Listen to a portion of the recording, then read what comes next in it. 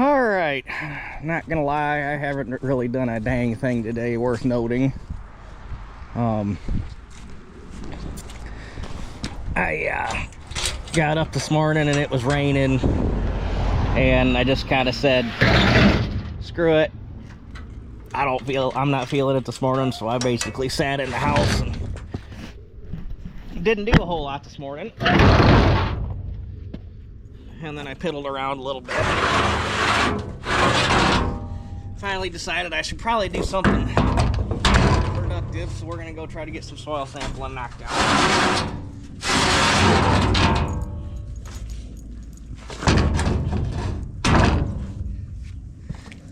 I didn't feel like going up and getting my boss's little single axle trailer, which would have been easier, but and I would haul the four-wheeler in the bed of my pickup, but those wooden ramps that I got get really slick when they get wet, and I don't feel like dying because I've almost slipped it off them ramps more than once. So, and for the few stops I got 1, 2, 3, 4, 5 stops to make. I gotta go down to the muck, got a field around the corner, I got a field up there, and I got the 2 fields, and then I can't do my uncle's yet. Well, I mean, I could do the front field, but I ain't gonna worry about, oh, and then I got 6 stops to make.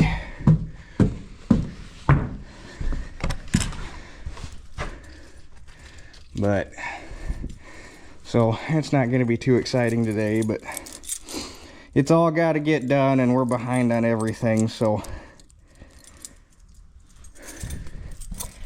that's the worst part about this whole deal, is all the projects that normally would be done and out of the way by now, and they just keep getting pushed back and pushed back and pushed back because harvest ain't done yet. Got soil sampling needs done, got stalks to chop. The combine's got to get cleaned up. What's this? What is that, and where did it come from? No idea. Grain trucks need cleaned up. I gotta clean up my boss's 4450 before I take it back because it's all nice and muddy. I got the Cub parked over here so that it was easier to get straw down. But we gotta get the four-wheeler out.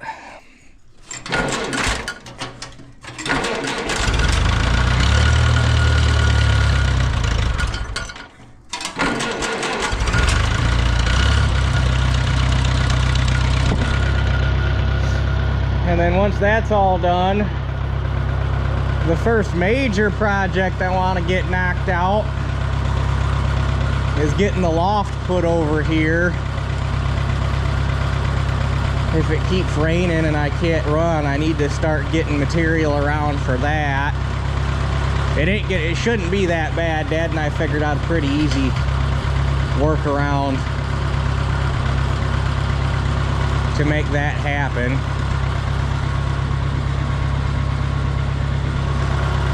Unfortunately, I can't.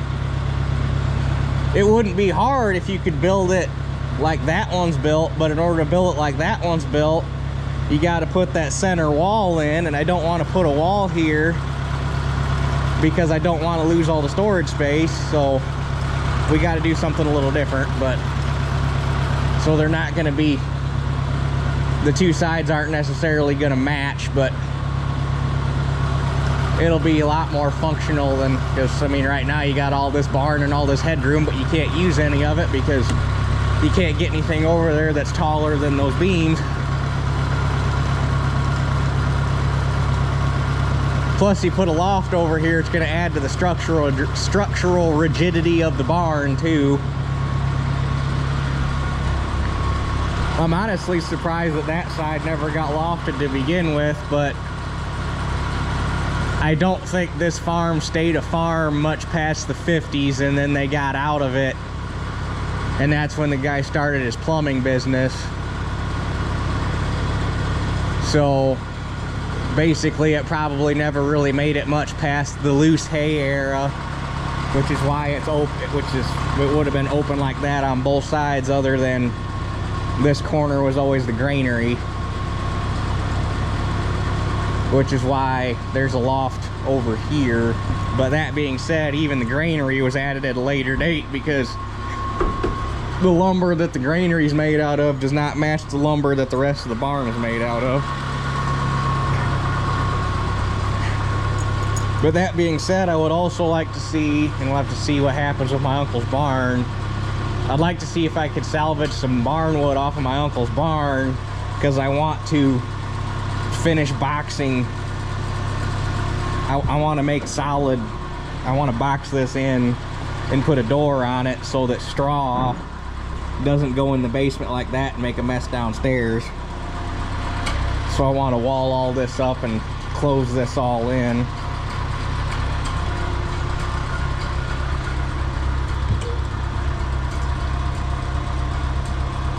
I've lived here since 2017. I never noticed that hanging there. But you can tell that most of this is already repurposed lumber, because it's got cutouts and stuff in a lot of it that don't do anything.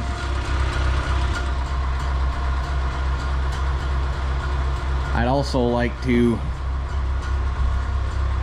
I can't take this wall completely out because it holds up the center of this loft, but it would be nice to replace all this with one post that supports both those beams, so that I could open this up and have better storage than what I got now. And if I can ever find dual rims for the 1800, those are the brand new tires that Dad bought to go all the way across the back. If we can ever find 16 by 34 dual rims for it that seem to be unobtainium.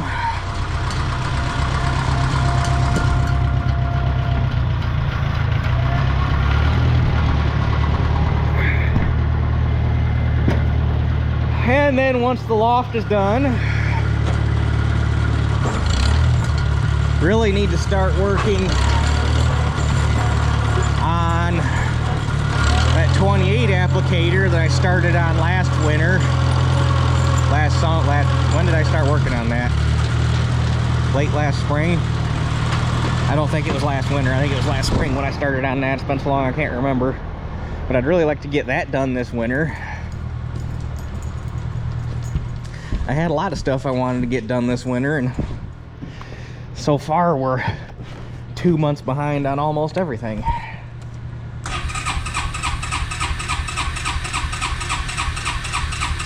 Now this thing's probably gonna be difficult for me.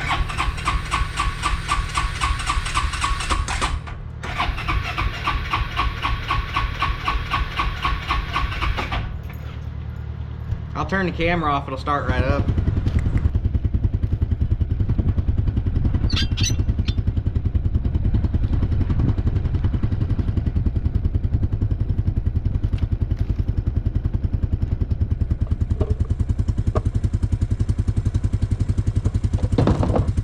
Don't make fun of me. I figured the last couple days I've had like a cold thing going on. Shelly had it like the end of last week, beginning of this week, and I think she was kind enough to give it to me for Christmas. But I've been waking up in the mornings, my throat's been all scratchy, and I've been feeling kind of crappy. So today I feel a lot better, but I figured if I'm going to be out here in this nasty, rainy, snowy crap, I at least ought to throw my neck warmer on and protect myself as best I can. I mean, ideally you just don't go out in the weather like this if you feel like that, but I have so much to do, and not having it done is bugging the crap out of me, so I'm not just going to sit in the house. And don't really have much in the way of shop work lined up, because the way things are going with harvest, I haven't been able to work that far ahead, so really the only stuff I got to do is all outdoor stuff anyhow.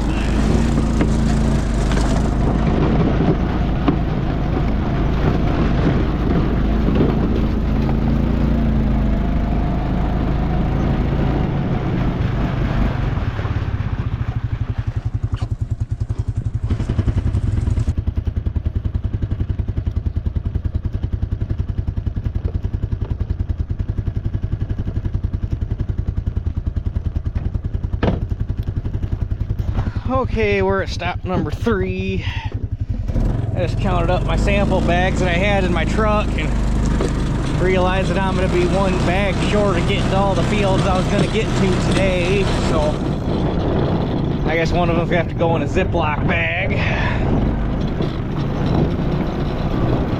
Not that there's anything wrong with that, it just Ziploc bags tend to keep them, well, obviously they don't dry out as good when you put them in a Ziploc bag. Even if you leave the bag open, they tend to want to stay wet.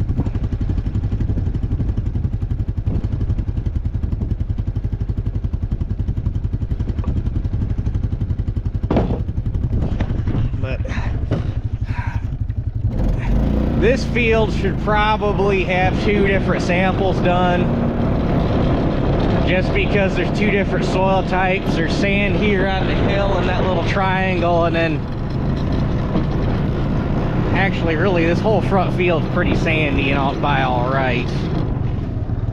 But then that back field there's got more clay in it. So if you wanted to sample it, I hesitate to use the word correctly because there's a lot more than one way to soil sample a field.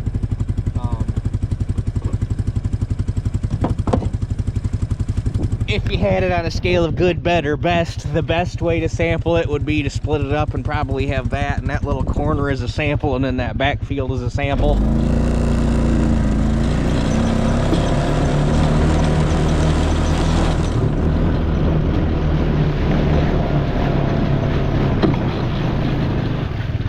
But because I do all my own fertilizer spreading and I don't variable rate anything and get all technical like that and what have you,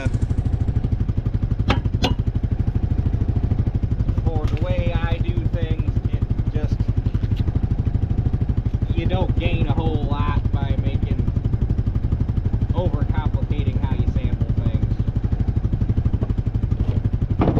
Because even if I pulled 2 separate samples off of this and then came out here, basically for a fertilizer recommendation, I would average the 2 samples together, and that would be how I would spread the field. Just because it's a whole lot easier to plan a fertilizer load doing it that way. And actually, the way I started doing things a few years ago that has actually saved me a crap ton of money and hasn't affected my yields one bit. And at least with how my soil analysis have changed for the positive. Oh wow, this is kind of wet. I'm glad I don't have anything out here anymore. Basically watching how my soil test changed, because I have yet to have a field that I started farming that I have left worse than how I found it.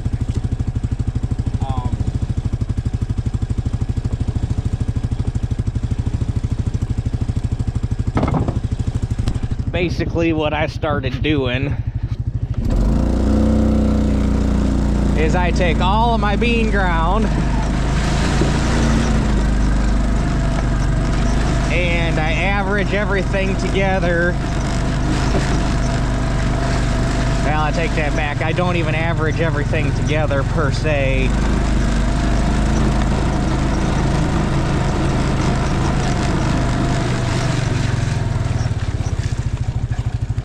Basically, I take the fields and go through and do all the fertilizer recs for them, and then whichever one has the highest maintenance rate of fertilizer, because you have 3 different fertilizer application rates. You got a build-up rate, which means that you came into a field, all your fertilizer or all your nutrient levels are in the tank, and you have to over-apply fertilizer past what the crop is going to take off to try to get your total soil nutrient level built up to a healthy, maintainable level. And then you have a maintenance rate of fertilizer, which means you came into a field, your nutrient levels are adequate, you're good to go. So basically you're going in and you're just applying at or a little more than what the crop would be removing to maintain your base nutrient levels. And you have a drawdown level, which I have never heard of anybody actually using, where you under apply or don't apply any fertilizer at all because you came into a field and all your nutrient rates are sky high. I take that back. It's not that I haven't heard of anybody using it. I said I haven't heard anybody using it around here. You go over by, you know, northern Ohio and stuff, where they had that algal bloom going in Lake Erie and all that stuff a few years ago, probably more than a few now, but from over application of surface applied manure. And if I remember right, that caused high phosphorus levels that caused that algal bloom. It's been so long since I read anything on it, but anyway, I'm pretty sure it was phosphorus. The levels were just through the damn roof so much that the soil physically could not take any more in, so it just all ran off into the lakes and streams and tributaries and dumped it all into Lake Erie and caused that algal bloom that raised a big ruckus. It's probably been 10 years ago now. I don't know if it's still a thing or not. You really haven't heard anything about it, so I'm guessing they got it taken care of. But so that's a situation where you would apply a drawdown rate of fertilizers. Basically, you have so much nutrient that the soil physically can't hold anymore, so you would basically gain nothing by applying any more of it. But that doesn't really happen around here. But anyway, back to what I was getting at. I basically find my field, like say I'm working on my soybean fertilizer Rex. I find my soybean field that has the highest maintenance rate that I need, and then I take that maintenance rate and build a fertilizer program for my entire bean rotation that year. And same thing for the corn. I take my corn and find the highest maintenance rate I need of fertilizer for that corn, for whatever cornfield it is, and then take that and apply it to all my other. So basically every field is getting at least what it needs, and some fields are getting a little bit more, but nothing is getting less than what it needs, is basically. And that's actually saved me a crap ton of money, believe it or not, and makes my fertilizer application a whole lot easier, because basically I could come up with a soybean blend and a corn blend instead of having to go over every field twice with DAP and then come back with potash.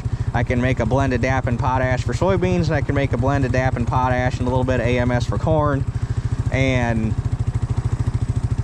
I can go spread all my corn fields and run over them one time, and I can go spread all of my bean fields and run over them one time. So it saves me money and it saves me time, but that's basically how I started doing things. That was a long story to get around to the end result, but you get where I'm going. Right, wrong, or indifferent, that's the way I do it. It works for me, and if you don't like it, you don't gotta like it, but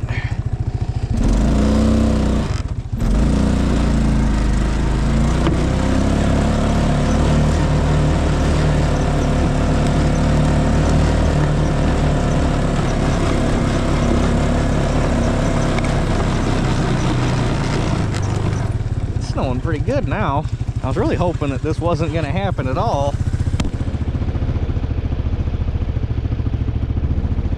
Hopefully none of it sticks, because if it snows and it sticks and it gets on the corn, that means I can't shell corn tomorrow.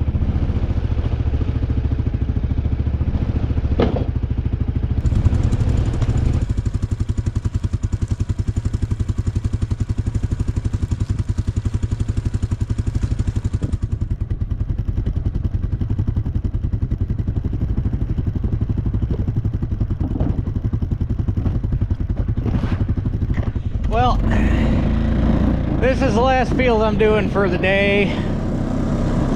This stuff can't decide whether it wants to be snow or sleet or rain. My hat's soaked, my gloves are soaked, my coat is soaked.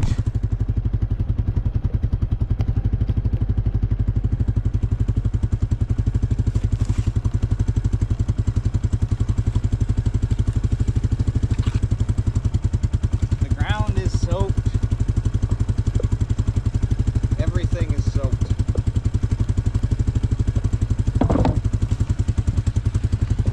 But the only thing I didn't get over is the muck.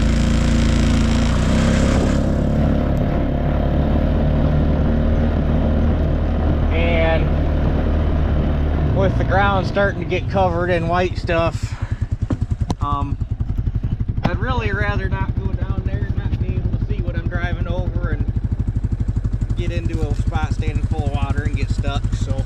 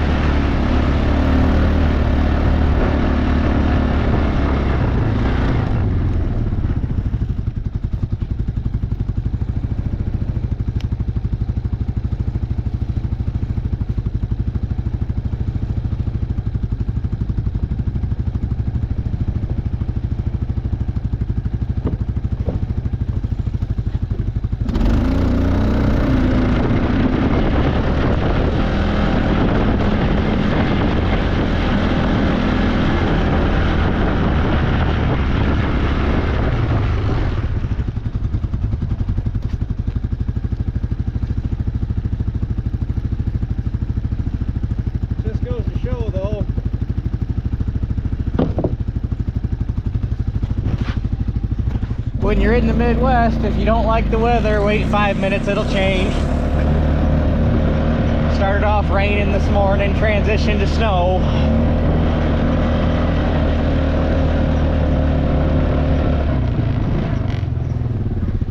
And I think we're supposed to get snow/freezing rain overnight now, which is neat.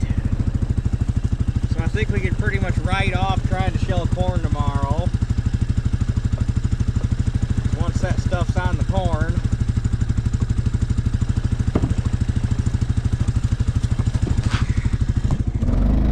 You start running the risk of icing the inside of the machine up, which is bad enough. But when you ice the inside of the machine up and you don't have a warm spot to get it in to thaw it out, that makes it even better.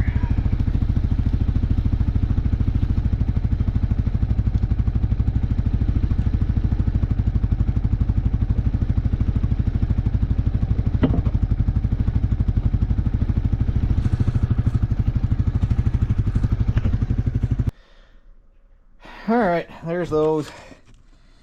They're plenty squishy, so those can sit there and hopefully dry out. And I'd take them in the house, but